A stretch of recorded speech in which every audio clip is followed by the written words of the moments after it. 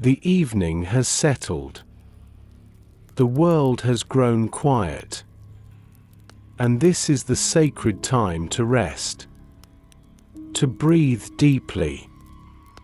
To let the noise of the day fade into stillness. Tonight, your heart is invited into a story. Not just of long ago, but a story that still speaks. A story of faith, of waiting, of God's providence unfolding through trials and triumph. It is the story of Joseph, the dreamer, the son of Jacob, the one chosen by God to walk a path both difficult and glorious.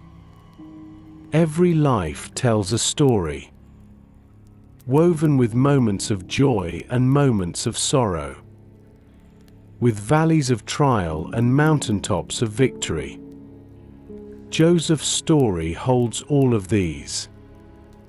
Yet through it all, there runs a thread of God's hand, unseen at times, but always present. As you settle into rest tonight, let your heart travel gently back to those ancient days, to the tents of Jacob, to the rolling hills of Canaan, to a young boy clothed in a coat of many colors. The scriptures say Joseph was loved deeply by his father Jacob, more than all his brothers, for he was the son of Jacob's old age, and a reminder of the beloved Rachel. Jacob gave him a special garment, a robe of many colors, a symbol of affection, a mark of favor. Yet this gift, meant as love, stirred jealousy. The brothers looked upon Joseph not with affection, but with envy, for they felt overshadowed by their father's devotion. And so, the story begins not in triumph, but in tension. A family divided, love mixed with resentment, promise mixed with hostility. But even in this beginning, God was at work. For he had given Joseph dreams. Dreams that spoke of a future beyond his imagining. Dreams that would one day be fulfilled. This is the mystery of God's ways. That often his plans begin in places we do not expect. A robe in a father's hand. A dream in a young boy's heart. A seed of destiny planted long before the harvest is seen.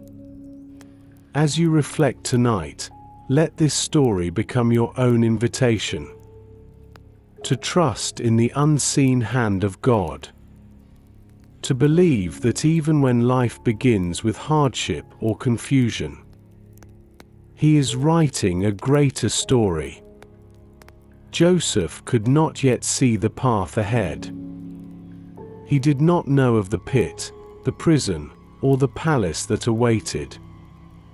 He only knew he was loved, and that he dreamed. So too, you may not see what lies ahead. You may only feel the weight of today, the mixture of blessings and burdens. Yet rest in this. The same God who wove Joseph's trials into triumph weaves your story as well. The night is for resting in this truth, that you are held in God's care, that nothing in your life is wasted, that the dreams He plants are not forgotten. So close your eyes gently tonight. Let your spirit grow still. and let this story of Joseph carry you into peace. For the God who was faithful to him is faithful still, and his hand that guided Joseph through every trial guides you even now. Joseph's story begins in the household of Jacob, a family blessed by covenant, yet marked by tension. For within Jacob's sons were 12 tribes waiting to be formed, but also 12 brothers, each carrying their own flaws, desires, and rivalries. Joseph was the 11th son, born to Jacob in his old age, the firstborn of Rachel, Jacob's beloved wife. His very existence was a reminder of love long awaited, and so Jacob's heart clung to him with special affection. From his earliest years, Joseph was different. He was not hardened like some of his brothers, who roamed the fields with rough hands and sharper tempers. He was thoughtful, observant, and pure in spirit. He listened closely to the stories of God's promises told by his father. Stories of Abraham, Isaac, and the covenant of blessing. And Jacob, moved by love, gave him a special gift. A robe unlike any other. A coat woven with many colors. Long, flowing, marking him as favored above the rest. The coat was more than fabric. It was a visible sign of affection, a symbol of distinction. Yet to his brothers, it became a spark of envy. For each time Joseph walked among them in that robe, it reminded them of their father's preference. Scripture says plainly, when his brothers saw that their father loved him more than any of them, they hated him, and could not speak a kind word to him. But Joseph was more than a favored son. He was a dreamer. At night, visions came to him, vivid and striking. Dreams that spoke of destiny, of a future far beyond his years. One night he dreamed of sheaves of grain in the field. His sheaf stood upright, and the sheaves of his brothers gathered around and bowed down to it. In another dream, the sun, the moon, and 11 stars bowed before him. These were not ordinary dreams.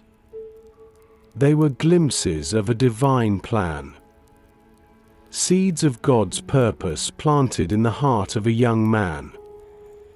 Yet Joseph, in his innocence, shared them with his brothers, perhaps believing they would marvel with him, perhaps not yet understanding how deeply jealousy already burned in their hearts. "Listen to this dream I had," he told them. And their hatred grew sharper, their resentment heavier. Even his father, though puzzled, kept the matter in mind, wondering what these visions could mean. Joseph's dreams were not his own ambition.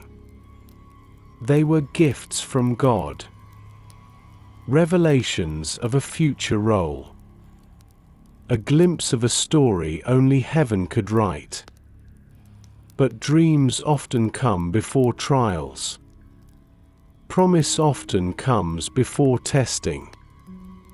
And for Joseph, the dreams that lifted his spirit would soon bring him into the depths of betrayal.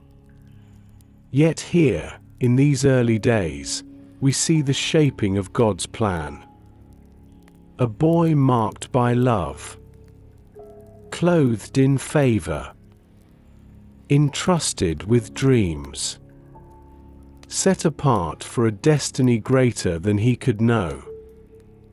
As you reflect tonight, consider the dreams God has placed in your own heart. Perhaps they feel distant. Perhaps they have been doubted or dismissed by others. But if they are truly His, they will not fail. Joseph's brothers mocked him, yet the dreams remained. Life would test him, yet the promises endured.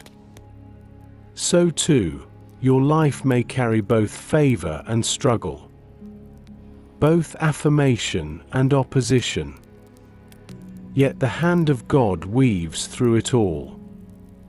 Rest tonight in the assurance that no dream placed by God is wasted. No purpose designed by Him is forgotten. The dreamer of Israel began as a boy misunderstood, but his story would end as a man exalted. And so it is with all who trust in the God who gives dreams. He is faithful from beginning to end. The story of Joseph cannot be told without speaking of the coat, the robe of many colors, a garment that carried beauty, but also burden. Jacob, his father, loved him dearly. Scripture tells us plainly that Joseph was the son of his old age, and the son of Rachel, the wife he had loved with all his heart. That love overflowed into this gift, a robe unlike any other his sons had ever worn. This robe was long and flowing, woven with many threads, dyed in colors rare and costly. It was not the simple garment of a shepherd, not the rugged clothes of one who toiled in the fields. It was the attire of distinction, marking Joseph as favored. When Joseph wore it, it set him apart.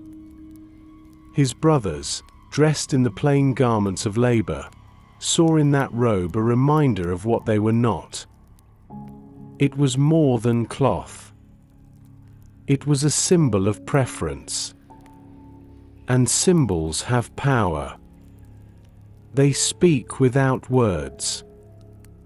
They remind without explanation. Each time Joseph's robe shimmered in the sunlight, his brothers felt the sting of jealousy.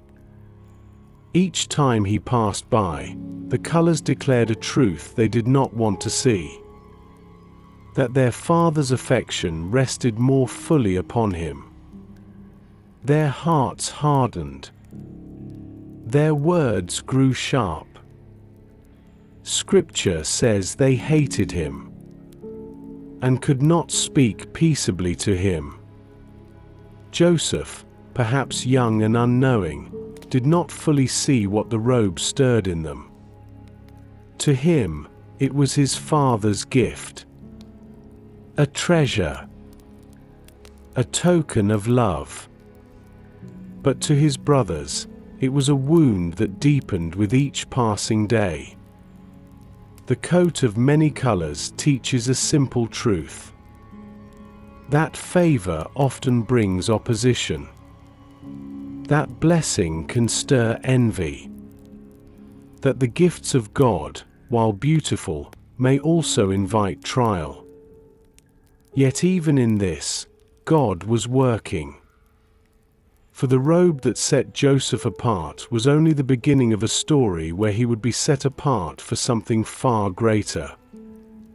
One day, he would be clothed not in the robe of his father's love, but in the garments of Egypt's authority, robed as governor over the land. But for now, the robe marked him as chosen, different, set apart. As you reflect tonight, let the image of that coat rest in your thoughts. A gift given in love. A symbol misunderstood. A spark of jealousy that would lead to betrayal. And yet, a sign that Joseph was set aside for God's purposes. Perhaps in your own life, you have carried something that set you apart. A gift. A calling. A mark of favor. And perhaps others did not understand. Perhaps they even resented it. Do not despise that mark. For what God gives, He gives with purpose. What He bestows, He weaves into His greater plan. Joseph's robe did not define him, but it revealed what God was shaping in him. And though the coat would one day be torn from him, dipped in blood and used to deceive, the destiny God had placed upon Joseph could never be stripped away. So rest tonight in this truth, that what God places upon your life is not fragile. It may be tested. It may be misunderstood. It may even be torn away by others. But His plan endures. The coat of many colors was only the beginning. The journey of Joseph would be long, but the hand of God would remain upon him. And in the same way, His hand remains upon you, guiding, shaping, keeping you for His purposes. Joseph was not only a son loved by his father, not only a young man marked by a robe of favor, he was also a dreamer. For in the stillness of night, God spoke to him in visions, glimpses of a destiny far greater than the fields of Canaan. One night, he dreamed a dream unlike any other. In the vision, he and his brothers were binding sheaves of grain in the field. Suddenly, Joseph's sheaf stood upright, tall and strong, and the sheaves of his brothers gathered around, bowing down to it. The dream was vivid, striking, carrying weight beyond imagination. And Joseph, perhaps too young to understand the depth of it, shared it openly. "Listen," he told his brothers. "We were binding sheaves of grain, and my sheaf rose and stood upright, while yours gathered around and bowed down to mine." The words fell like sparks into dry tinder. His brothers' eyes darkened. Their jealousy grew sharper. "Do you intend to reign over us? Will you actually rule us?" Oi! And they hated him all the more.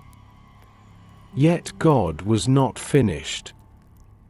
Again, Joseph dreamed. This time, the sun and the moon and 11 stars bowed down to him. Once more he shared it. This time before his father as well as his brothers. Jacob, puzzled, asked, "What is this dream you had? Shall your mother and I and your brothers indeed bow down to the ground before you?" Oi! His brothers burned with envy. But his father kept the matter in mind. 2 dreams, both pointing to the same truth. A future where Joseph would be lifted high, where even his family would bow before him. These were not dreams born of pride. They were not visions stirred by ambition. They were revelations from God.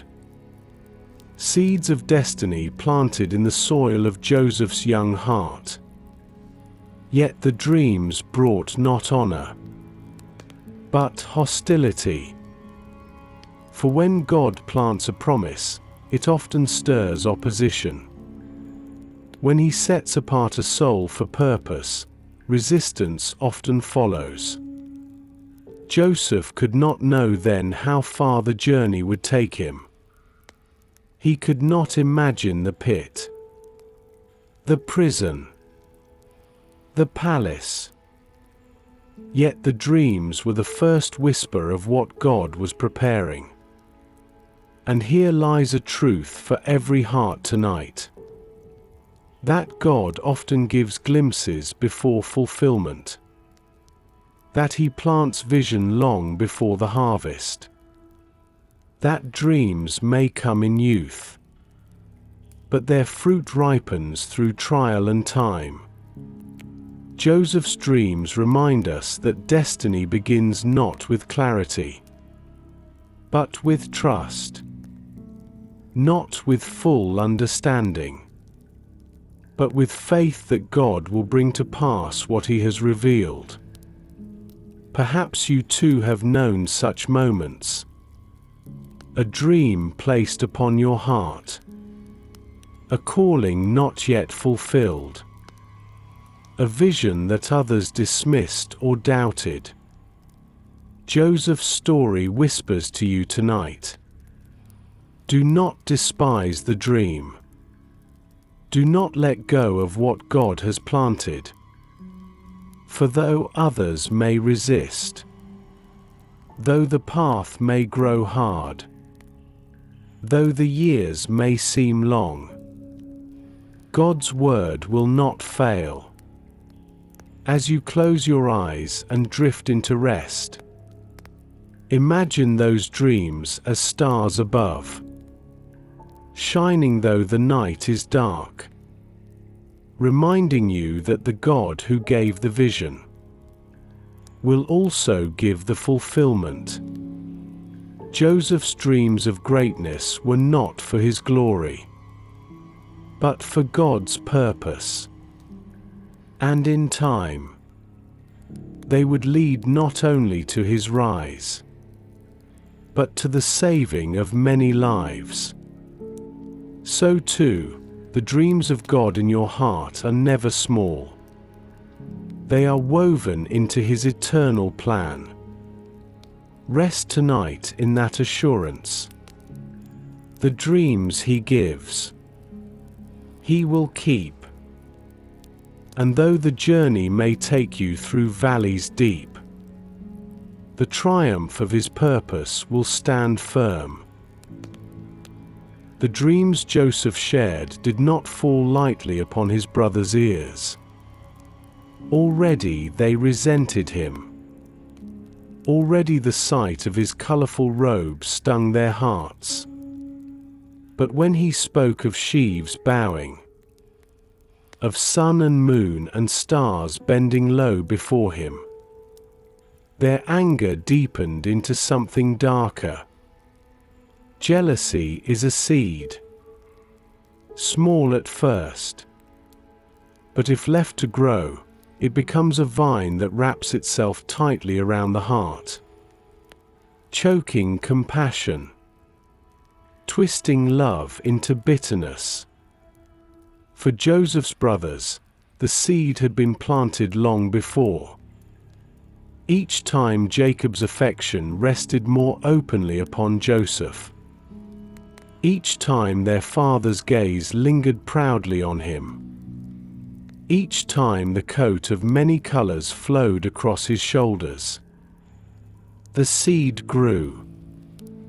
And when Joseph shared his dreams, that seed bore bitter fruit. They could not bear the thought of him rising above them. They could not imagine bowing to the younger brother they already despised. Their anger turned their words sharp, their glances cold. Scripture says plainly, they hated him all the more because of his dreams and what he had said. Envy has a way of magnifying difference. Joseph was different, not by his own choice, but by God's hand. And those set apart by God often find themselves misunderstood, rejected, even despised. Yet even in this growing hostility, God's plan was moving forward.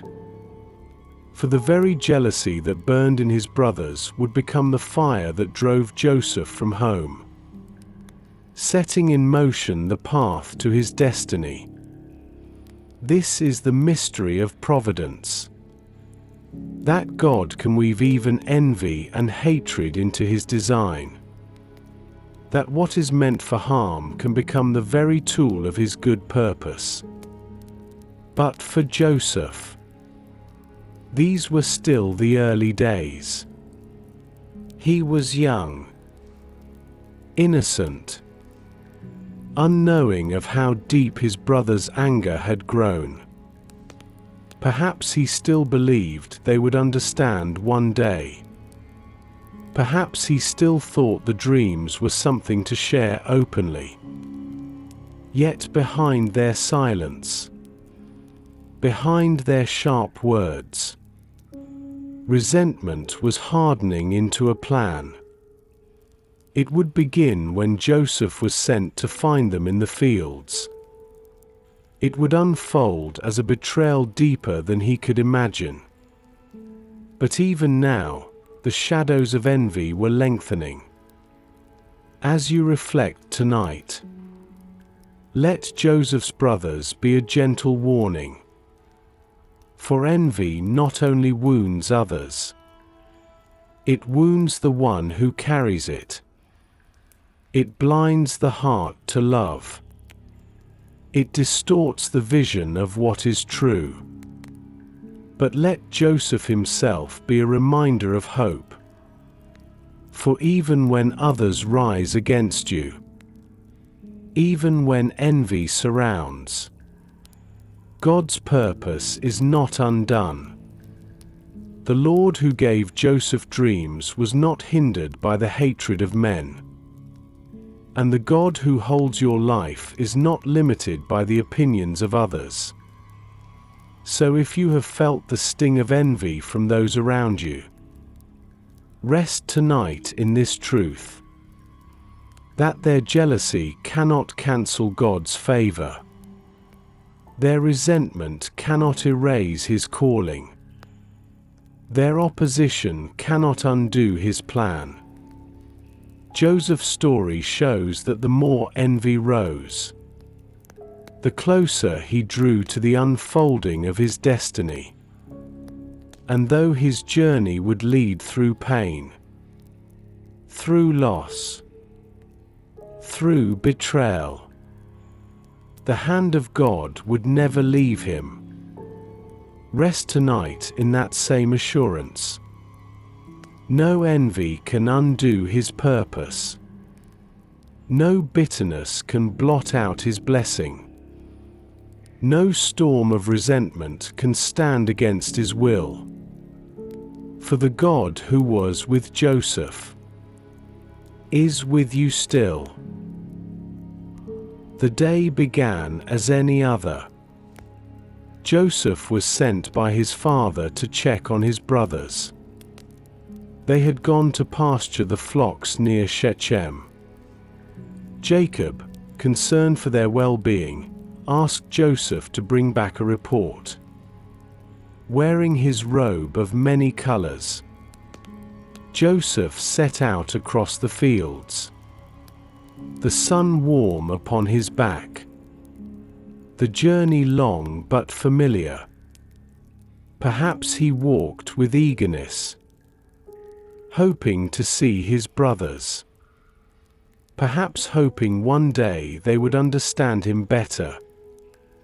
But as he drew near, their eyes saw him coming from a distance. The colors of his robe marked him even before his face could be seen. And in that moment, envy turned to hatred. Hatred turned to plan. "Here comes the dreamer," they said to one another. "Now is our chance. Let us kill him and throw him into one of the pits. We will say a wild animal devoured him. Then we will see what becomes of his dreams." Their words burned with malice. Their hearts hardened by jealousy. Yet in the midst of their rage, Reuben, the eldest, spoke with caution. "Let us not take his life. Do not shed blood. Throw him into this pit here in the wilderness. But do not lay a hand on him." For Reuben hoped to rescue him later and return him to his father. And so when Joseph arrived, their plan unfolded. They stripped him of his robe, the symbol of his father's love, the mark of his favor, and with cruel hands they cast him into a dry pit. The pit was empty. No water within. Only darkness and dust. A place of fear. A place of despair. From the bright sunlit fields, Joseph was thrown into shadow. From the freedom of youth, he was thrust into captivity. From the warmth of family, he fell into betrayal. Alone in that pit, Joseph must have wondered, where was God in this? Had the dreams been false? Was this the end of his story before it truly began? Yet even here, God was present. Though unseen, though unmentioned, his hand was still upon Joseph. For the pit was not his grave. It was the beginning of a journey. The first step on a path that would lead to triumph. The pit teaches us something vital. That sometimes the lowest places prepare us for the highest callings. That sometimes we must be stripped of outward signs, to learn that our true worth rests in God alone. Joseph's robe was gone. His brother's love was absent. His freedom taken. Yet his destiny remained. Untouched. Unshaken. As you reflect tonight, perhaps you too have known a pit. A season where hope felt stripped away. Where betrayal cut deep. Where you felt abandoned by those closest to you. But remember this. The pit is not the end. It is a passage. It is not your grave. It is ground where God begins to shape your story anew. The same God who saw Joseph in that empty cistern sees you in your lowest places. The same hand that preserved his life preserves yours. The same love that carried him through betrayal carries you still. So rest tonight knowing this truth. You are not forgotten in the pit. You are not abandoned in despair. You are held by the one who writes a greater story. And though the walls may feel high, and the way out unclear, his hand will lift you in his time. and his purpose will stand. The pit was dark, the air still. Joseph sat in silence, stripped of his robe, stripped of his security, his heart heavy with confusion. Above him, his brothers gathered, their voices sharp, debating his fate. To them, his dreams had become a threat, his presence a wound they could no longer bear. Then came the sound of a caravan approaching, the distant jingling of harnesses, the bleating of camels, the voices of traders traveling toward Egypt. Ishmaelites carrying spices, balm, and myrrh on their way to distant markets. Judah, one of the brothers, spoke with cunning. What profit is it if we kill our brother and conceal his blood? Come, let us sell him to the Ishmaelites. And let not our hand be upon him, for he is our brother, our own flesh. And they agreed. When the traders arrived, Joseph was lifted from the pit, not to be set free, but to be sold. A price was exchanged. Silver passed from hand to hand, and the young dreamer of Israel was led away in chains. His brothers watched as he disappeared into the horizon. Their hearts hardened to his cries, their jealousy satisfied. Or so they thought. Reuben, returning later to the pit, tore his clothes in anguish, for he had hoped to rescue Joseph. "The boy is gone," he cried.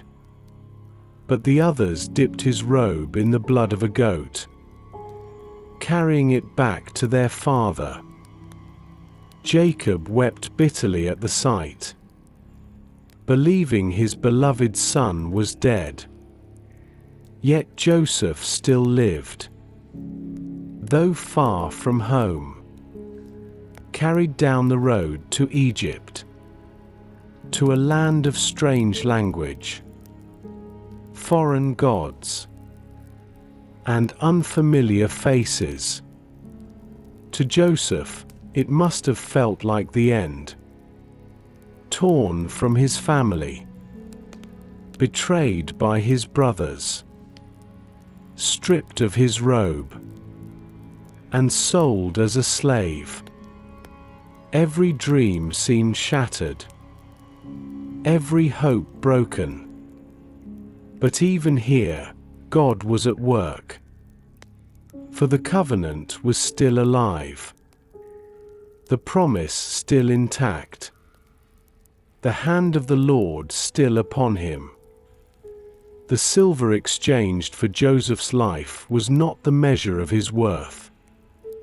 His true value was beyond price. And though men treated him as property, heaven had marked him for purpose. The road to Egypt was the road to destiny. For in the land of his captivity, Joseph would one day rise. He would one day hold the keys to provision. He would one day see his brothers again. Not in chains, but in power. But for now, he walked the path of a servant. His heart tested, his faith refined. As you reflect tonight, consider the times when life has carried you far from what you expected. When betrayal has left scars. When the future seemed to fade into uncertainty. Joseph's story whispers hope. That even when others mean harm, God means good. that even when you are cast aside by people, you are never cast aside by him. The chains on Joseph's hands could not bind the dreams God had given. The distance from home could not separate him from the Lord's presence. And so it is with you. You are not forgotten when the road takes you far. You are not abandoned when others turn against you. You are not lost when life carries you where you did not wish to go. For the God who walked with Joseph into Egypt walks with you into every unknown. Rest tonight in that assurance. Betrayal does not define you. Chains cannot hold your destiny. For God is faithful, and his plan will prevail. The road into Egypt was long. The caravan pressed forward through dust and heat. And Joseph, once the beloved son of Jacob, walked as a servant, a stranger in a foreign land. Yet even there, God was with him.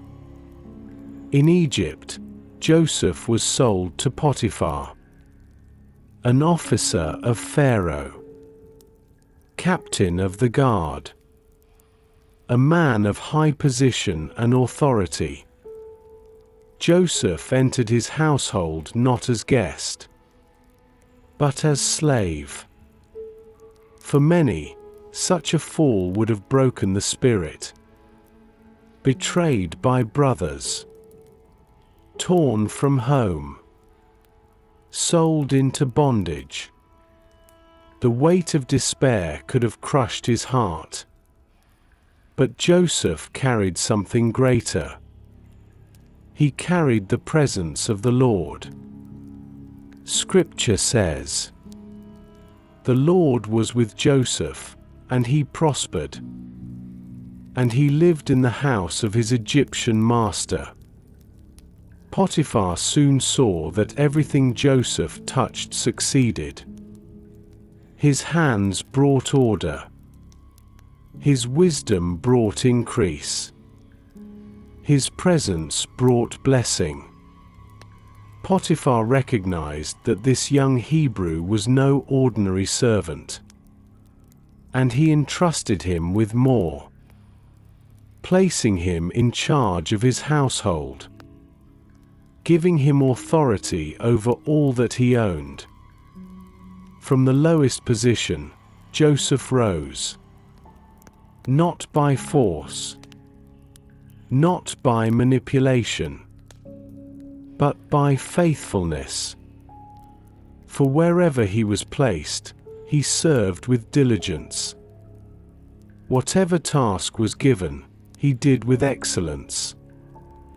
And through it all, the Lord's favor rested upon him. It was not the robe of many colors now, but the robe of service. Not the dreams of honor, but the reality of humble work. Yet in both, God was shaping him, preparing him, refining him for the day when greater responsibility would come. Joseph's rise in Potiphar's house whispers a truth for every weary heart.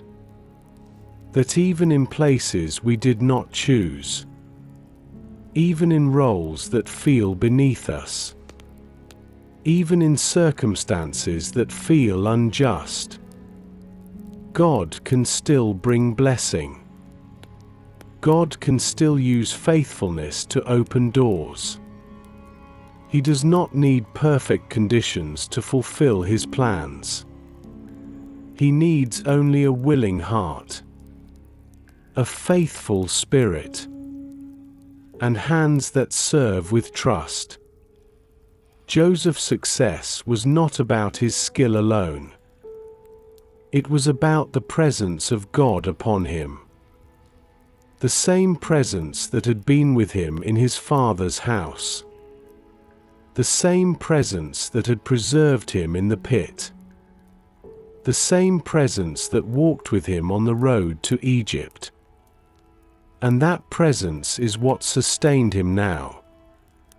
Potiphar's household flourished because God's blessing rested upon Joseph.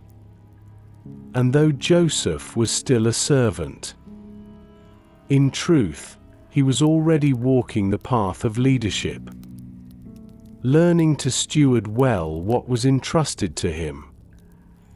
As you reflect tonight, perhaps you too are in a place you did not choose, a role that feels hidden, a season that seems unjust. Joseph's story reminds us that faithfulness in the small prepares us for the great. That excellence in what is given today prepares us for what is coming tomorrow. That God's presence does not abandon you in the unexpected. It remains.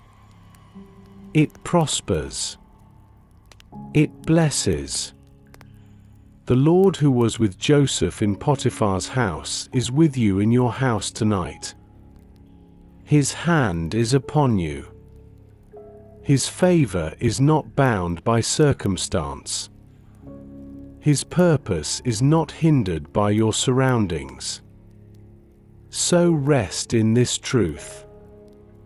You are not forgotten in seasons of service. You are being shaped, strengthened, prepared. And just as Joseph rose in Potiphar's house, so too will the hand of God lift you in his time. For a season, Joseph prospered in Potiphar's house. His faithfulness was evident, his diligence unmatched, and the Lord's favor unmistakable. Everything under his care flourished. Potiphar trusted him fully, and Joseph held honor even as a servant. But with favor often comes testing. With blessing, temptation often follows. And in this house, Joseph's integrity would be tried. Potiphar's wife took notice of him. She saw his strength, his appearance, his wisdom, and she desired what was not hers to have. Day after day, she spoke to him, urging him to lie with her, to betray his master's trust, to compromise the purity of his heart. But Joseph, though young, stood firm. His words were clear. With me in charge, my master does not concern himself with anything in the house. Everything he owns he has entrusted to my care. No one is greater in this house than I am. My master has withheld nothing from me except you, because you are his wife. How then could I do such a wicked thing and sin against God? It was not only loyalty to Potiphar that guided him, but devotion to God. For Joseph knew that sin is first against the Lord, and no gain is worth the loss of his presence.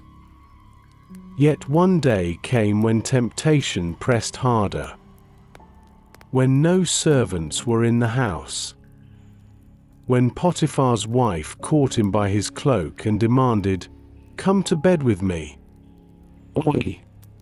Joseph fled, leaving his cloak in her hand, choosing righteousness over compromise, faithfulness over desire. But the enemy turned his integrity into accusation. Potiphar's wife, humiliated and enraged, twisted the story. She showed the cloak as evidence, claiming that Joseph had come to violate her. Her words burned with deceit, and when Potiphar heard them, his anger flared. Joseph, though innocent, was cast into prison, stripped once again of position, robbed of freedom, betrayed not by brothers this time, but by false accusation, from favored son to slave, from trusted steward to prisoner. Joseph's descent seemed unending. Yet Scripture does not end there. It says again, "But the Lord was with Joseph and showed him steadfast love. He gave him favor in the eyes of the prison warden." The world may strip away reputation, but it cannot strip away God's presence. False words may wound, but they cannot undo His promise. Injustice may confine, but it cannot confine His plan. The prison cell was not the end of Joseph's story. It was another chapter, another place where God would shape his character, deepen his faith, and prepare him for what lay ahead. As you reflect tonight, think of the times when you have been misunderstood, falsely accused, misjudged by others. Joseph's story whispers hope that human words do not define you, that false accusations do not determine your destiny, that God's presence remains even when others turn against you. The same Lord who was with Joseph in the prison is with you in every place of trial. He does not abandon you in the shadows. He does not forget you when injustice strikes. So rest tonight in this truth, that though people may speak falsely, though circumstances may turn unjust, the Lord who sees the heart will vindicate in His time, and what others meant for harm, He will use for good. The heavy door closed behind him. Iron bolts sealed the chamber.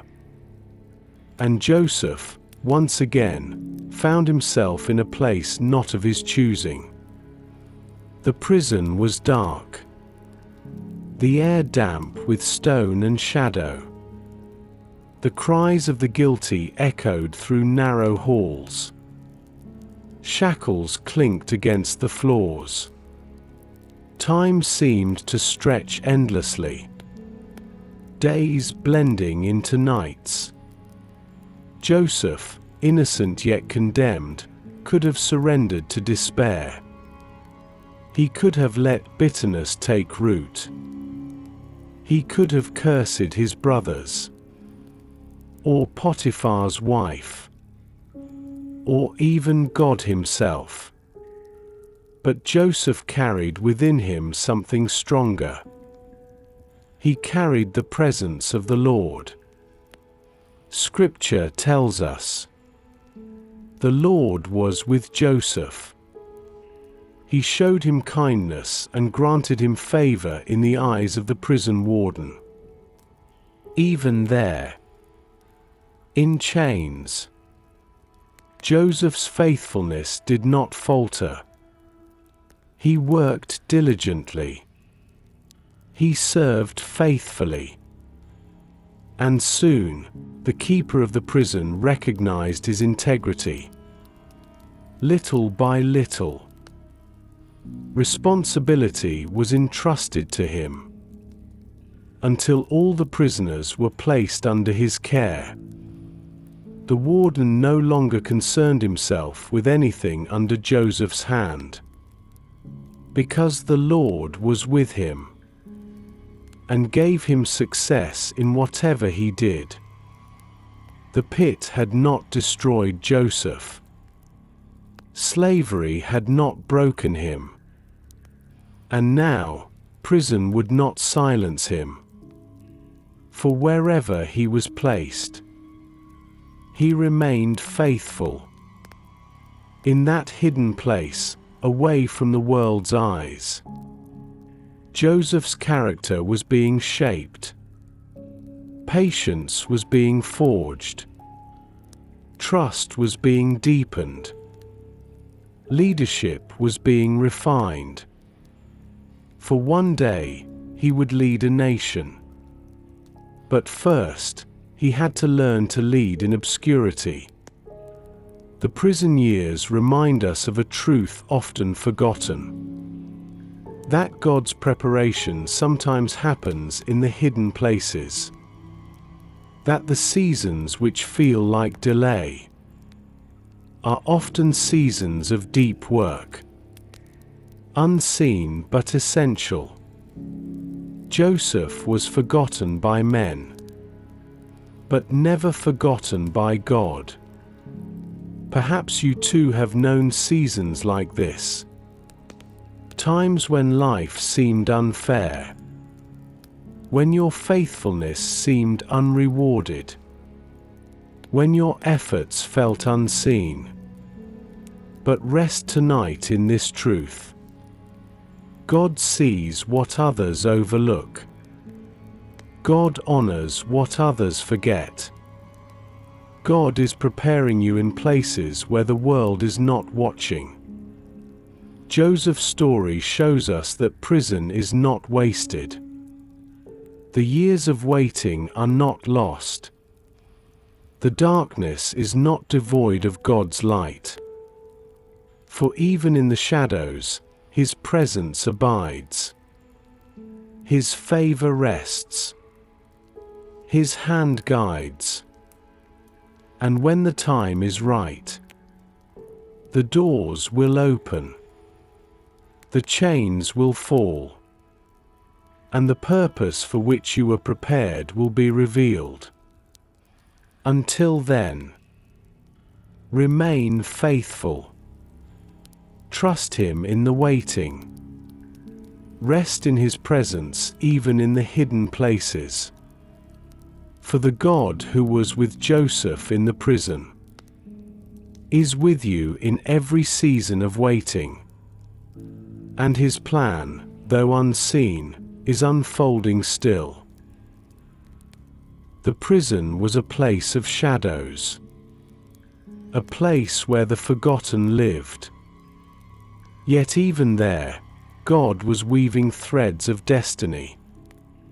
For it would be within those walls that Joseph's gift of interpreting dreams would once again be called forth. In time, Pharaoh's cupbearer and baker were thrown into prison. Servants of the king, now under suspicion. They shared Joseph's confinement. And he, placed in charge of them, served them faithfully. One night, each of them dreamed a dream. Vivid, troubling, filled with symbols that left them anxious. When morning came, Joseph saw their faces heavy with worry. "Why do you look so troubled today?" he asked gently. They answered, "We both had dreams, but there is no one to interpret them." Joseph's response was simple, yet full of faith. "Do not interpretations belong to God? Tell me your dreams." And so the cupbearer spoke first. "In my dream, I saw a vine before me, and on the vine were 3 branches.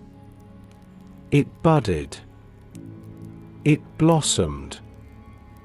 It ripened into grapes. Pharaoh's cup was in my hand, and I took the grapes, squeezed them into the cup, and placed it in Pharaoh's hand. Joseph listened, and the Lord gave him understanding. This is the interpretation. The 3 branches are 3 days. Within 3 days, Pharaoh will lift up your head and restore you to your position. You will once again place the cup in his hand. Hope flickered in the cupbearer's eyes. Then the baker spoke. In my dream, I had 3 baskets of bread on my head. In the top basket were all kinds of baked goods for Pharaoh. But the birds were eating them out of the basket. Joseph's heart grew heavy. This is the interpretation. The 3 baskets are 3 days.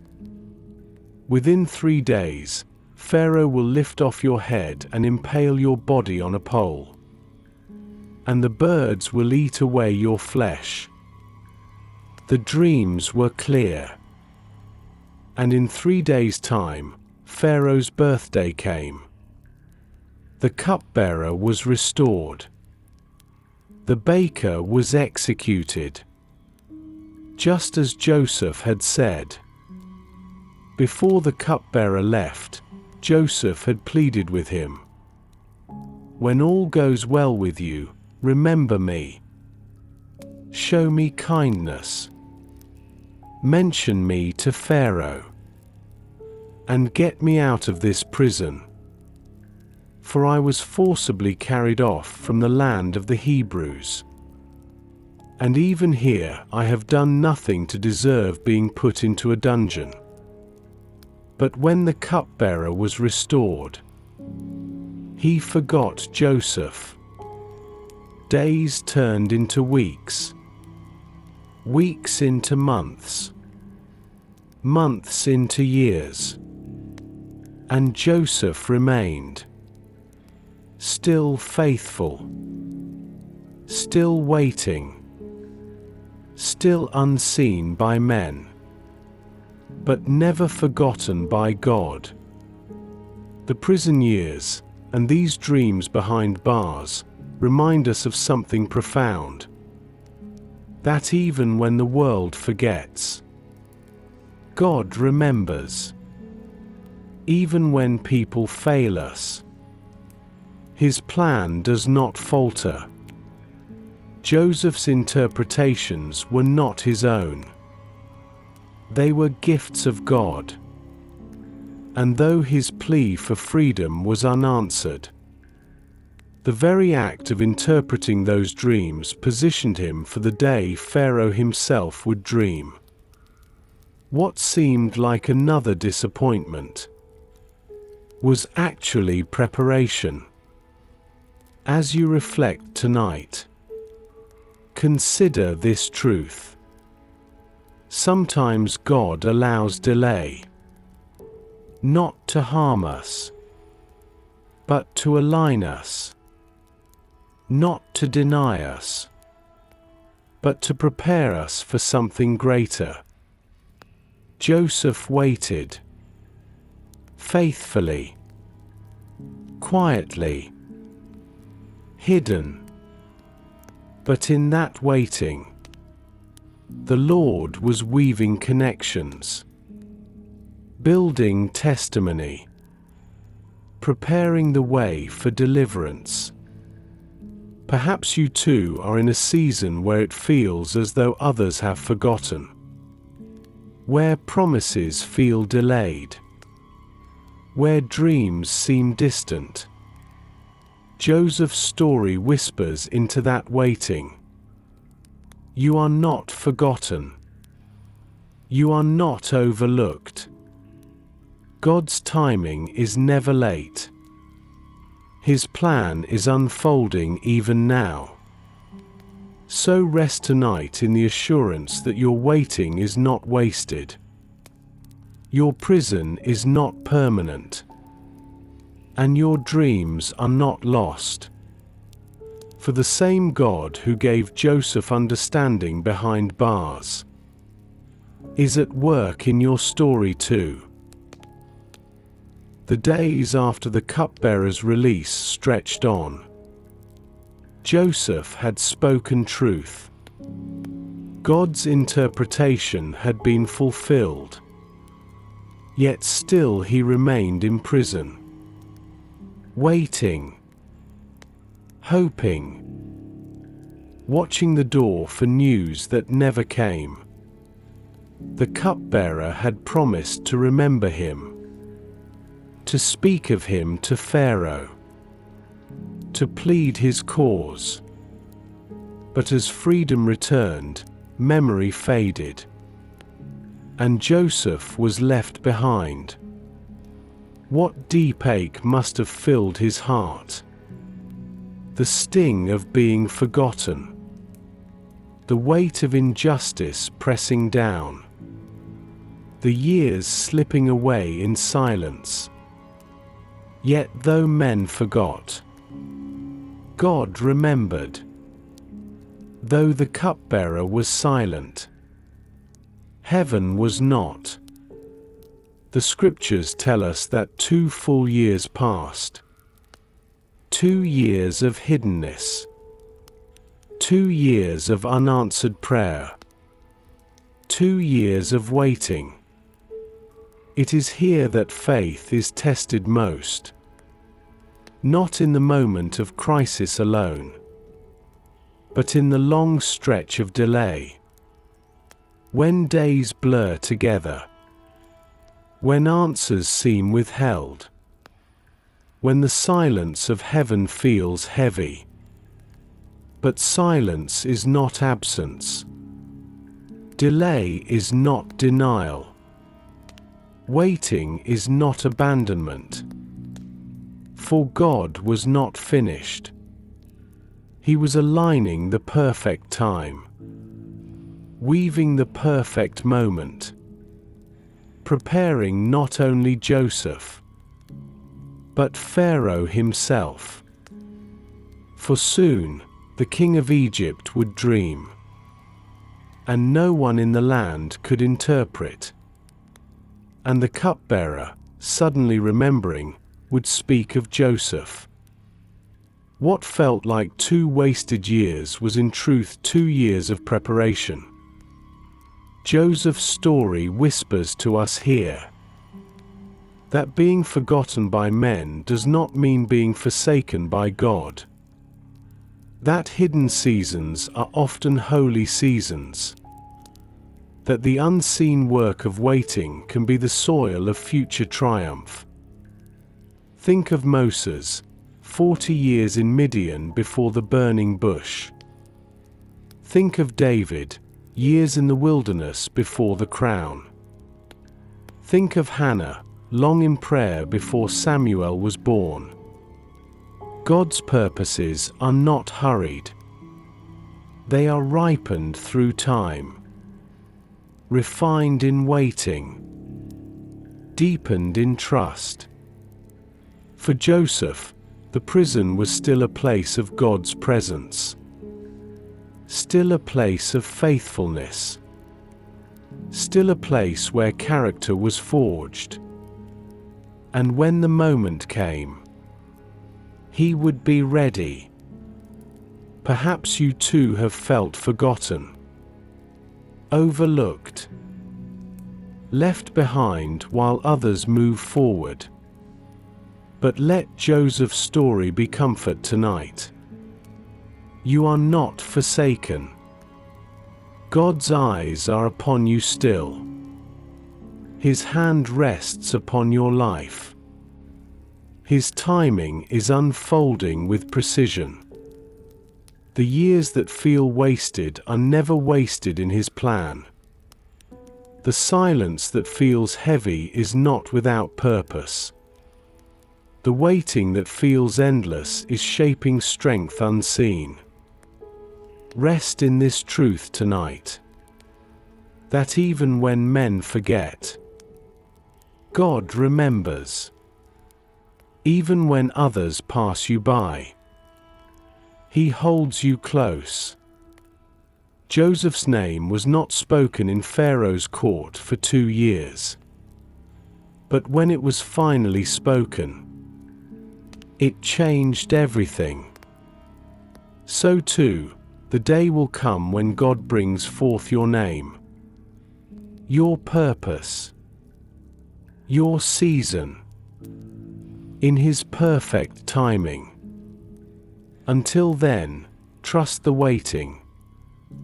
Rest in His presence. Believe that you are not forsaken. For the God who remembered Joseph in the prison remembers you tonight. Far above the prison walls, in the palace of Pharaoh, the most powerful man in Egypt lay restless. For in the stillness of night, dreams came upon him. Not ordinary dreams, but visions that left his spirit deeply troubled. In the first dream, Pharaoh stood beside the Nile, the river that was Egypt's lifeblood. From the water came 7 cows, sleek and fat, grazing peacefully among the reeds. But then 7 other cows emerged, gaunt and ugly, thin and starving. They stood beside the healthy cows, and then devoured them. Yet even after consuming them, they remained as thin and wretched as before. Pharaoh awoke, disturbed. But sleep returned, and a second dream followed. He saw 7 heads of grain, healthy and full, growing on a single stalk. After them sprouted 7 other heads, thin, scorched by the hot east wind. The thin heads swallowed up the healthy ones, leaving only withered remains. Pharaoh awoke again, and his spirit was troubled. These dreams were no ordinary imaginings. They carried weight. They carried mystery. And they demanded an answer. At dawn, he summoned all the magicians of Egypt, all the wise men of the land. They came with their rituals, their books, their charms. But though they tried, none could explain the dreams. Their wisdom failed, their power empty. And in that moment of need, the cupbearer, standing in Pharaoh's presence, remembered. He remembered a young Hebrew in the prison, a man who had interpreted dreams with accuracy, a man who had spoken truth, though forgotten until now. Today I am reminded of my shortcomings, he said to Pharaoh. When you were angry with me and the chief baker, you imprisoned us. Each of us had a dream the same night, and a young Hebrew was there with us. He interpreted our dreams, and things turned out exactly as he said. I was restored to my position, and the baker was executed. Pharaoh listened, and the memory stirred hope. He ordered Joseph to be brought from the prison. Quickly they shaved him, gave him clean clothes, and led him into the presence of the king. From the dungeon to the throne room, Joseph now stood before Pharaoh. This moment was not chance. It was providence. For the same God who had spoken to Joseph in dreams as a boy now spoke to Pharaoh in dreams of warning. And the same God who had given Joseph understanding in the prison now prepared him to interpret before a king. Joseph's journey teaches us here that God's timing is precise, that the years of waiting, though painful, align with moments of purpose, that what feels like delay is often the preparation for destiny. Pharaoh's troubling dreams would become Joseph's doorway to freedom and to the fulfillment of everything God had promised. As you reflect tonight, let this truth quiet your heart. God knows the exact moment when your name will be called, when the doors will open, when the season of waiting will give way to the season of rising. Joseph's years in prison were not wasted. They positioned him for this moment. The very gift that brought him jealousy as a boy and trial as a man was now the gift that would bring him honor before kings. So rest in the assurance that God's timing is perfect. His seasons unfold with precision. His purposes come to pass in their appointed hour. The same God who stirred Pharaoh's dreams at just the right time is stirring your story even now. Joseph stood before Pharaoh, a Hebrew prisoner freshly brought from the dungeon. His clothes clean, his face shaven, but his heart steady. For he knew this moment was not his doing. It was God's. Pharaoh looked upon him and spoke. "I had a dream, and no one can interpret it. But I have heard it said of you, that when you hear a dream, you can interpret it." Joseph's answer was humble and full of faith. "I cannot do it. But God will give Pharaoh the answer he desires." In those words lay a truth that Joseph had learned through years of trial. That wisdom is not of man, but of God. That the gift was never his to boast in, but God's to display. Pharaoh then recounted the dreams of cows and grain, of abundance consumed by famine. And Joseph listened quietly, his heart attuned not to Pharaoh's words alone, but to the voice of the Lord who gave the dreams. When Pharaoh finished, Joseph spoke. The dreams of Pharaoh are one and the same. God has revealed to Pharaoh what he is about to do. 7 years of great abundance are coming throughout the land of Egypt. But 7 years of famine will follow, so severe that all the abundance will be forgotten. The famine will ravage the land.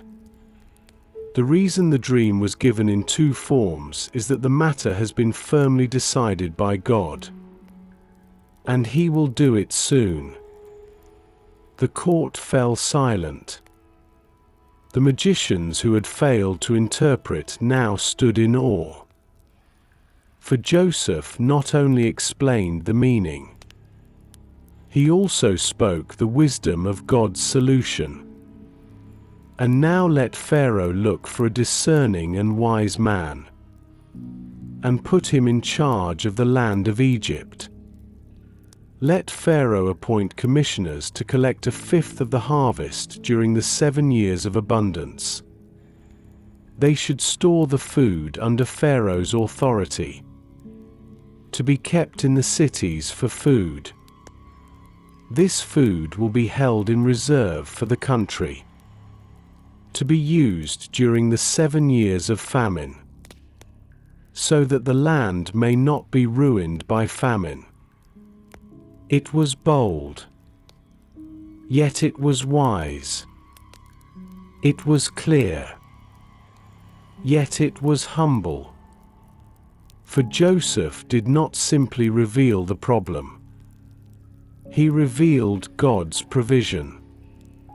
Pharaoh and his officials listened, and the wisdom in Joseph's words struck them deeply. Can we find anyone like this man? One in whom is the Spirit of God? Pharaoh asked. In that moment, Joseph's years of waiting bore fruit. His gift, once despised by brothers, once silenced in prison, was now exalted before kings. From forgotten prisoner to trusted counselor, Joseph was lifted high, not by his own power, but by the wisdom of God flowing through him. As you reflect tonight, let Joseph's response be your guide. He did not claim the gift as his own. He pointed to God. He did not boast in his ability. He humbled himself in dependence. And because of that, God's wisdom shone brightly. Perhaps you too face questions without answers. Problems too heavy for your strength. Decisions beyond your wisdom. Joseph's story whispers to you. Lean not on your own understanding, but seek the wisdom of God. For he gives freely to those who ask. He speaks clearly to those who listen. And his counsel never fails. Rest tonight in this truth. You are not left to navigate life's puzzles alone. The same God who gave Joseph wisdom in Pharaoh's court gives wisdom still to his children today. So breathe deeply. Let go of the weight of trying to know it all, and trust that God will give you understanding in his time. For his wisdom is greater than the problem. His counsel is deeper than the question. His plan is higher than the trial. And just as Joseph's mouth was filled with God's wisdom that day, so too can your heart be filled with his peace tonight. The throne room of Pharaoh was a place of majesty. Walls adorned with carvings. Servants standing in silence. Guards ready at command. Yet on this day, something extraordinary was unfolding. A Hebrew prisoner had spoken words no magician could utter. Wisdom no courtier could match. Interpretation that rang true. And counsel that carried the fragrance of God's Spirit. Pharaoh, ruler of Egypt, turned to Joseph, and in front of his officials declared, "Since God has made all this known to you, there is no one so discerning and wise as you. You shall be in charge of my palace, and all my people are to submit to your orders. Only with respect to the throne will I be greater than you." The words fell like a sudden storm of blessing. In a single moment, Joseph was lifted from the dust of prison to the heights of power. Pharaoh removed his signet ring, symbol of authority, and placed it upon Joseph's hand. He clothed him in garments of fine linen, no longer the rags of a prisoner. He hung a gold chain around his neck and gave him a chariot as second only to the king. Servants went before him, crying, "Bow the knee." Oi! And the young man, once despised by brothers, once sold into slavery, once cast into prison, now rode through Egypt as governor, from the pit to Potiphar's house, to the prison, to the palace.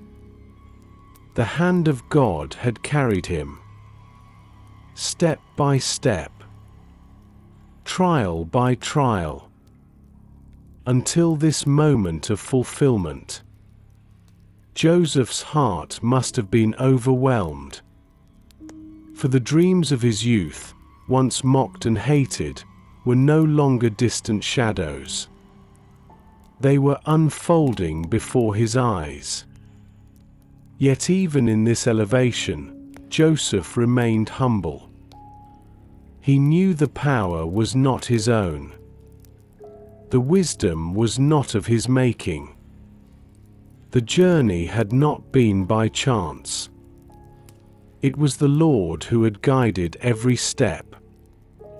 And so he ruled with discernment, with justice, with compassion. His authority was not the fruit of ambition, but the fruit of faithfulness. Joseph's rise teaches us that God's promotion is unlike man's. It comes not through manipulation, but through trust, not through self-exaltation, but through humility, not through schemes, but through steadfastness in trial. Pharaoh gave him a new name, Zaphanath-Paneah, and a wife from among the priests of Egypt. Joseph became established in a foreign land. Yet his heart remained anchored in the God of his fathers. He was 30 years old when he entered Pharaoh's service. Young still, yet seasoned by trial, prepared by suffering, refined by waiting. And with the authority given to him, Joseph traveled throughout the land, overseeing the gathering of grain, laying the foundation for Egypt's survival in the years to come. As you reflect tonight, take comfort in Joseph's story, for it shows us that no pit is too deep, no prison too strong, no delay too long, for God to lift his children into their appointed place. Perhaps you feel far from where you hope to be. Perhaps the waiting has been long. Perhaps the trials have seemed unending. But remember this: the God who raised Joseph in one moment can also raise you. The same Lord who opened the door of Pharaoh's court can open doors before you that no man can shut.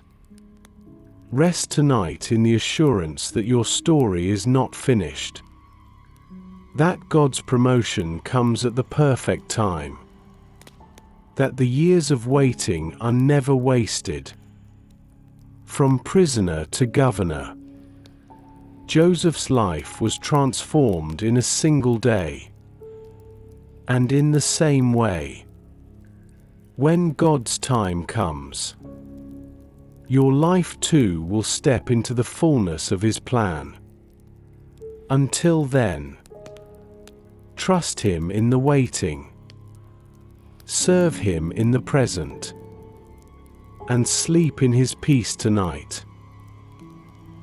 The years of Joseph's service began with abundance.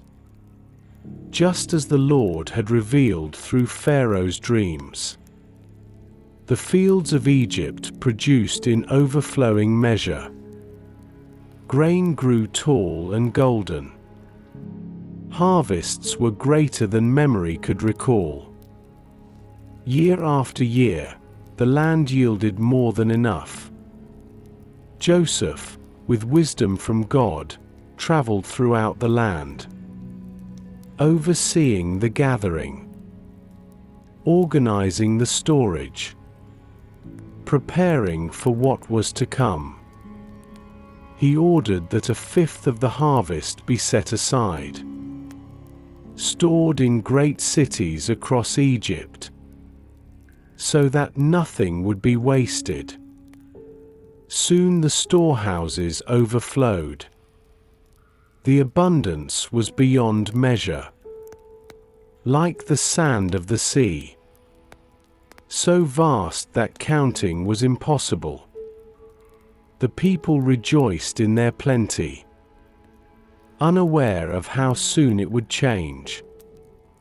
But Joseph knew, for the Lord had spoken. And in those years, blessings also came to Joseph personally. 2 sons were born to him. The first he named Manasseh. It is because God has made me forget all my trouble and all my father's household. The second he named Ephraim. It is because God has made me fruitful in the land of my suffering. Their names carried testimony, forgetting sorrow, and fruitfulness in affliction. For even in Egypt, far from home, Joseph saw the goodness of God. But then, as the 7 years of abundance ended, the famine began. The rains slowed. The fields dried. The harvests withered. And the abundance that once filled the land faded quickly. Soon hunger spread across Egypt, and beyond Egypt, into the surrounding nations. The earth groaned under scarcity. Yet within Egypt, there was bread. For Joseph had prepared, and the storehouses stood ready. When the people cried out to Pharaoh for food, he sent them to Joseph. Go to him, and do what he tells you. So the grain was opened, the stores distributed, and lives preserved. From every land, people came to Egypt to buy grain, for the famine was severe everywhere. And thus, Joseph's place in God's plan became clear.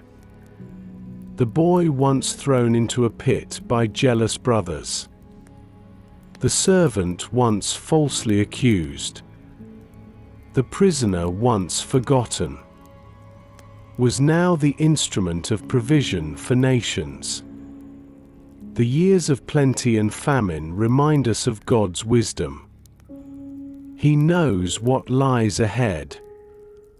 He sees beyond our sight. He prepares when we cannot.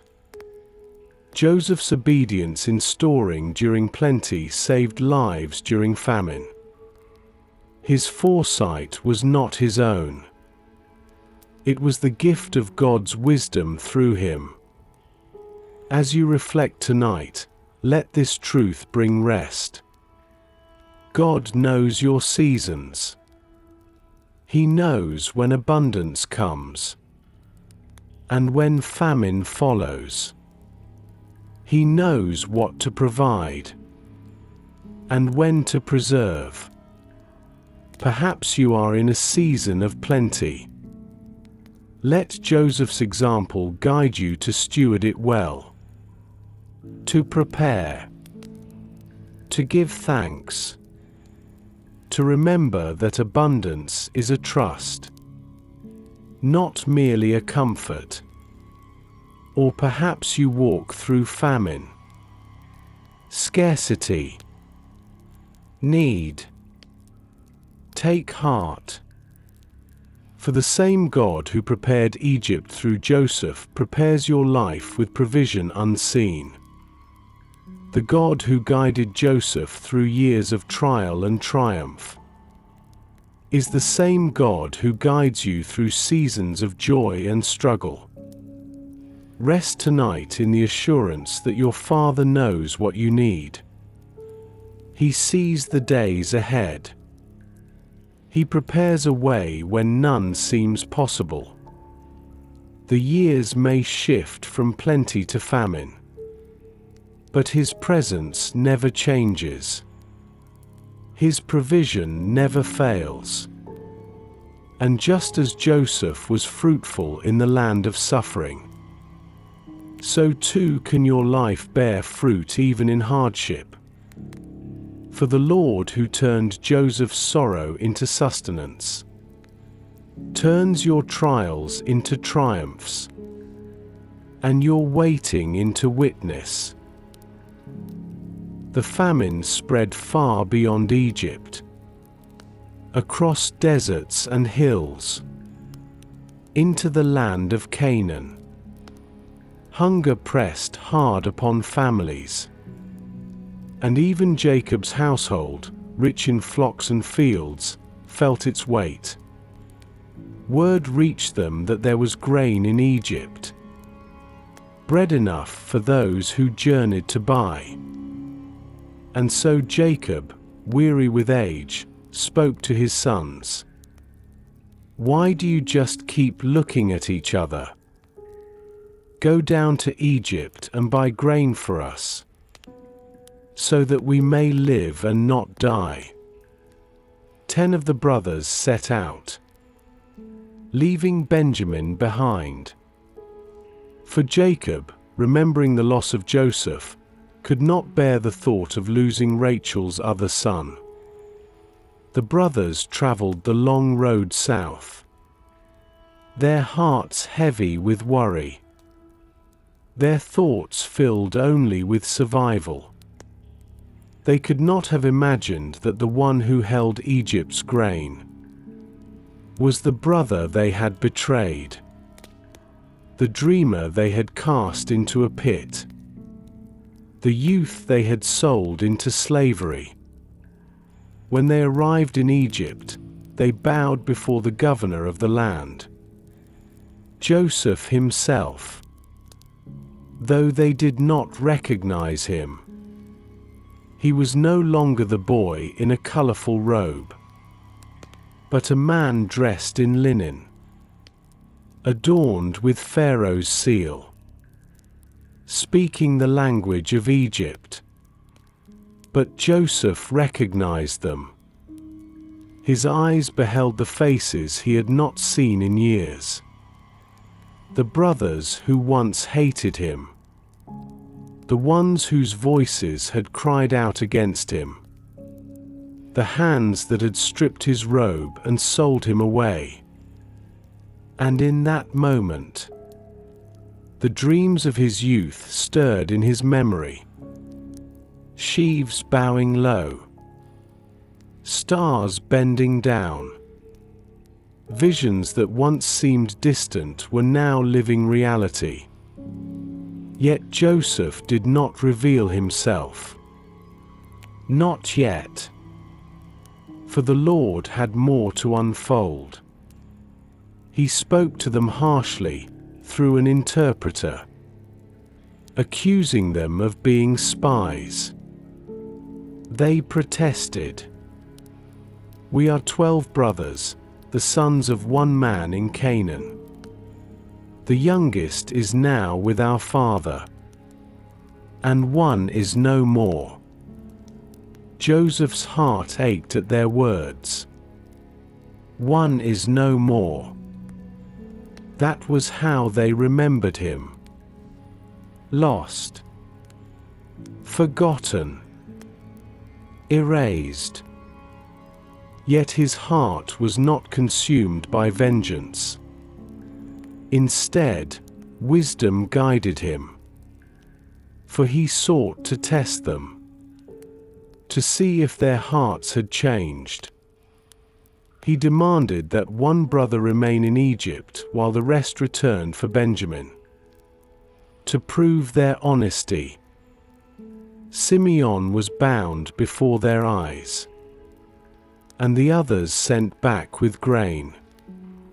Their silver secretly returned in their sacks. On the road home, when they found the silver, fear struck them. "What is this that God has done to us?" they cried. For guilt was stirring, conscience awakening.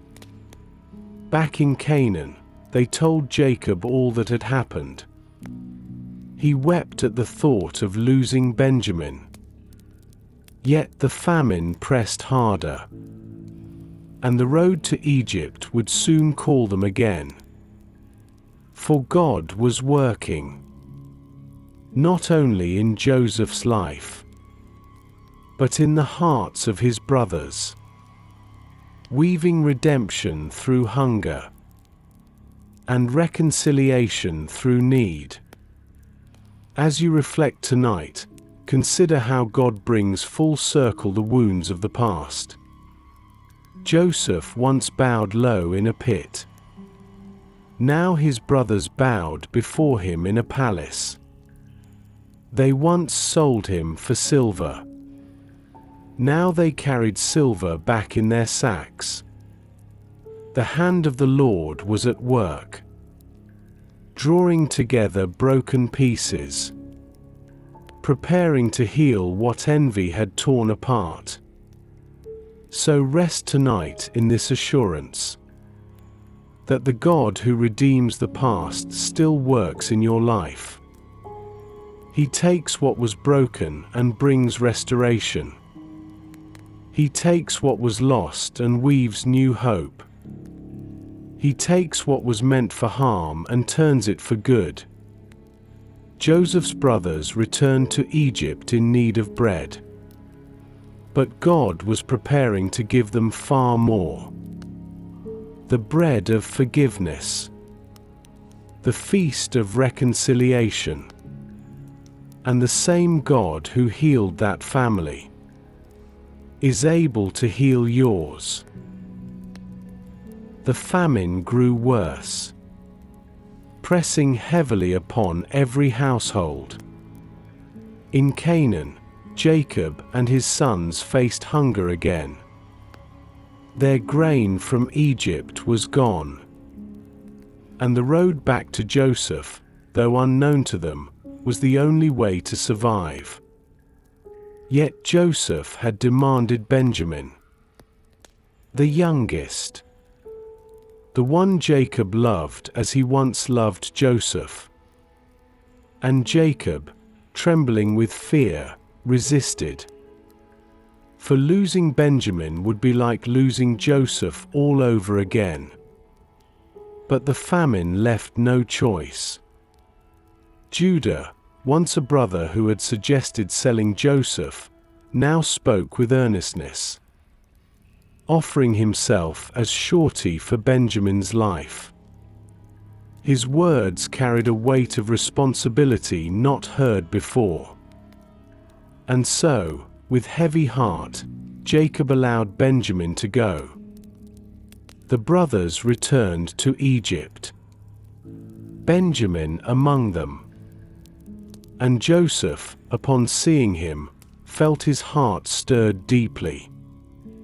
He welcomed them to his house, prepared a meal, and they bowed before him again, just as in the dreams of his youth. But Joseph still tested them, not out of cruelty, but to see if their hearts had truly changed. He ordered their sacks filled with grain once more. Their silver returned, and in Benjamin's sack he placed his own silver cup.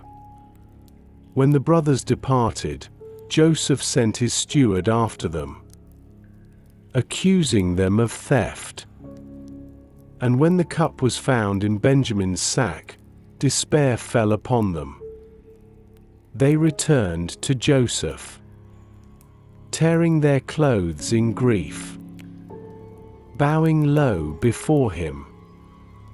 Judah stepped forward, his voice breaking. He offered himself in Benjamin's place. He begged that the boy be spared, lest their father die of sorrow. This was the moment Joseph had waited for. The brothers who once cast him aside now stood willing to sacrifice themselves for another. The envy that once ruled them was broken. The hatred that once burned was gone. Joseph could no longer restrain himself. He sent all the Egyptians from the room, and with tears streaming, he cried out, "I am Joseph. Is my father still alive?" Oi! The brothers were stunned, terrified, unable to speak. But Joseph drew them near. "Do not be distressed or angry with yourselves for selling me here, because it was to save lives that God sent me ahead of you. For 2 years now there has been famine in the land, and for the next 5 years there will be no plowing and reaping. But God sent me ahead of you to preserve for you a remnant on earth, and to save your lives by a great deliverance." Forgiveness poured from Joseph's heart, not vengeance. Grace overflowed, not bitterness. For he saw beyond their betrayal, to the hand of God that had guided every step. They embraced, wept together, and reconciliation began. The testing had revealed transformation. The brothers were no longer men of envy. They were men humbled by suffering, bound together by guilt, and now offered forgiveness. As you reflect tonight, let Joseph's mercy speak to your heart. Forgiveness is not forgetting the wound, but seeing God's hand beyond it. It is not excusing the wrong, but releasing the weight of vengeance to the Lord. Joseph's words are among the most powerful in Scripture. You meant it for evil, but God meant it for good. Perhaps you too have been wronged, betrayed, wounded deeply. The temptation is to hold tight to bitterness, to let anger define the story. But Joseph's story whispers another way. Forgiveness opens the door to healing. It restores what was broken. It frees both the offender and the offended. It reveals the greater plan of God. Rest tonight in this truth. You are not defined by what others meant for harm. You are defined by what God means for good. And the forgiveness you extend becomes the very place where His love shines brightest. The revelation had shaken Joseph's brothers. The man they had feared, the governor who held their lives in his hands, was the very brother they had betrayed, sold into slavery, thought to be long gone. But instead of wrath, they received mercy. Instead of punishment, they received forgiveness. Instead of vengeance, they received love. Joseph's tears flowed freely. His voice trembled with emotion. "I am Joseph, your brother, whom you sold into Egypt. But do not be distressed.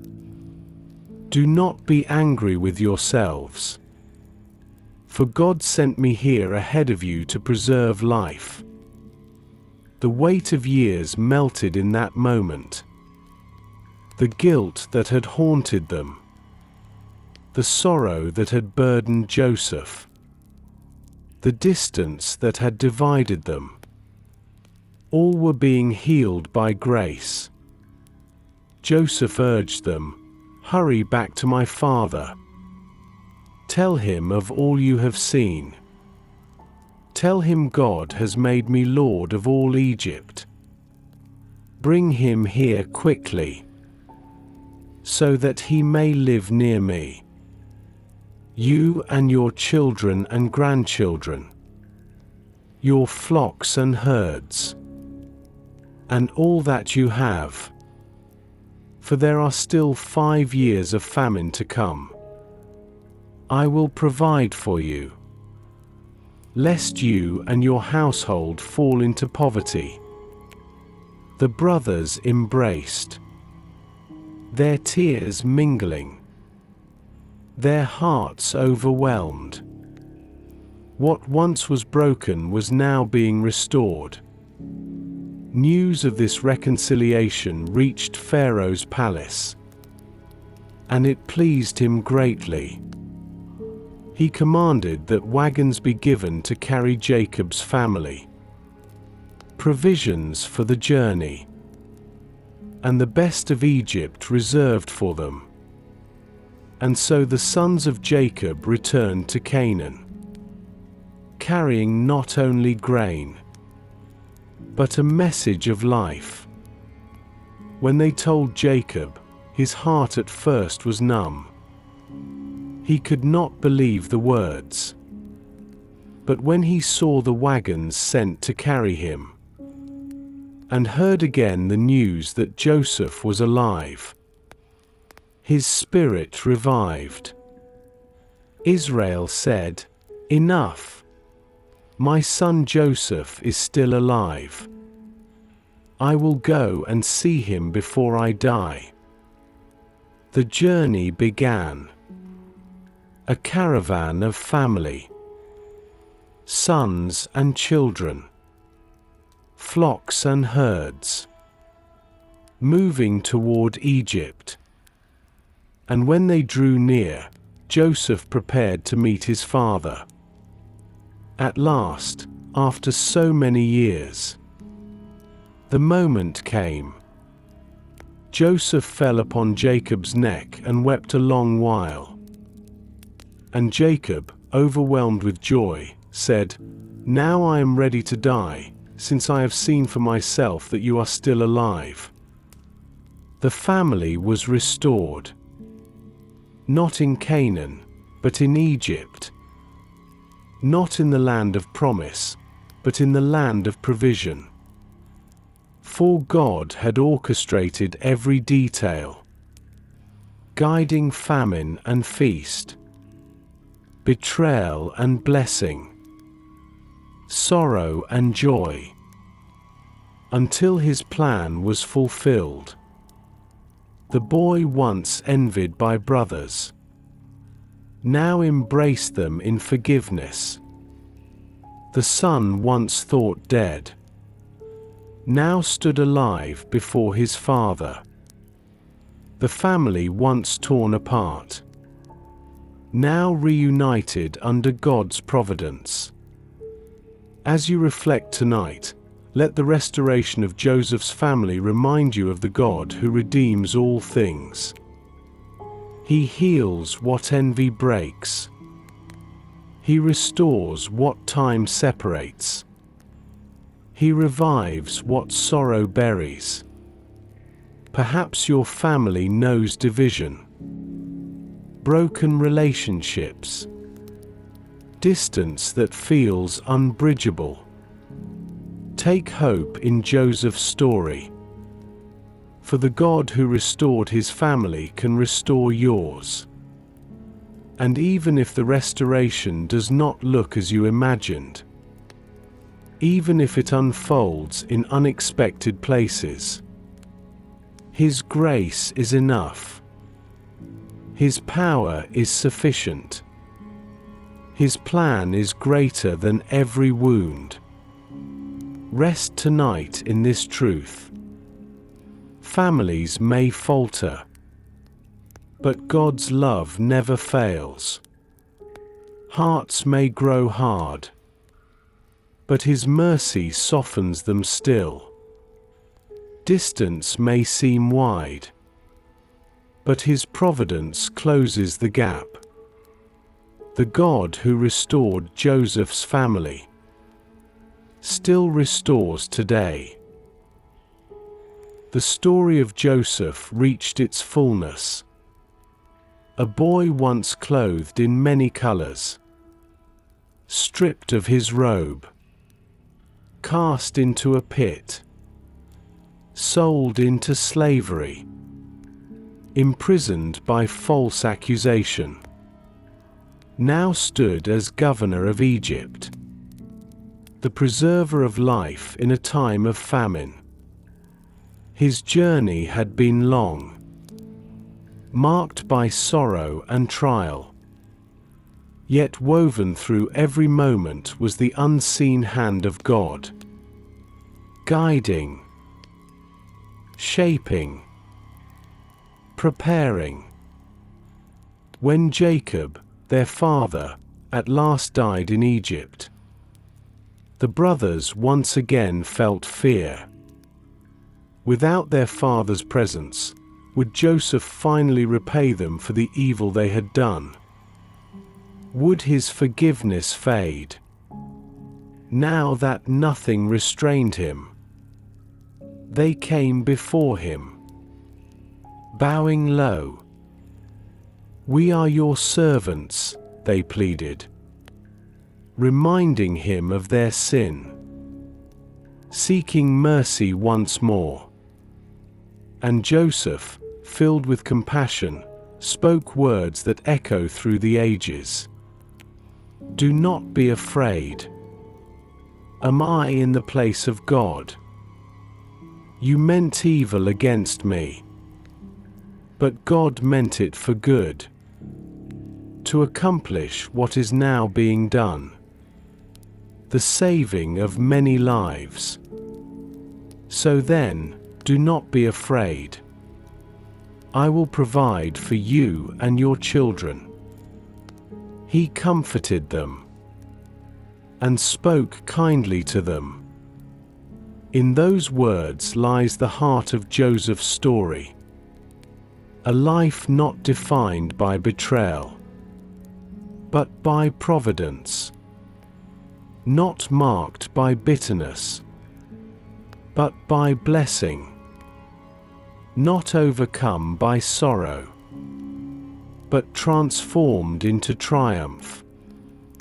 For every pit, every chain, every shadow had been the path to purpose. What others meant to destroy, God used to deliver. What seemed like loss, He turned into gain. What felt like ending, He made into beginning. This is the mystery of faith, that our trials are not wasted, that our suffering is not meaningless, that our darkest nights can become the stage for His greatest light. Joseph's journey whispers to you tonight. Your story too is held in God's hands. The trials that pressed hard upon you, the betrayals that wounded you, the seasons that felt like prisons, are not the final word.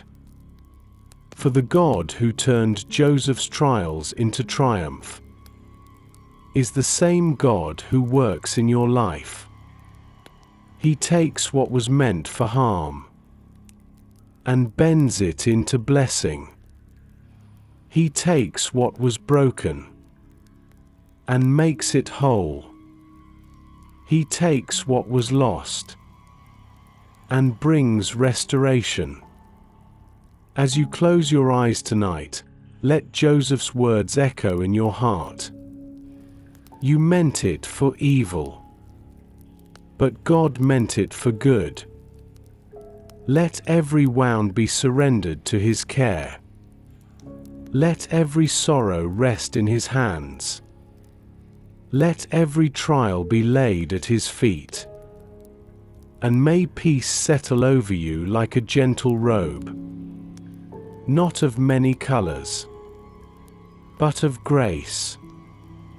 For the God who was faithful to Joseph is faithful still. He writes your story with the same care. He guides your steps with the same wisdom. He turns your trials into testimonies, and your waiting into witness. Rest now in His providence. Sleep in His peace. Trust in His plan. For what He begins, e completes. And the story of your life, like Joseph's, will one day declare, God meant it for good.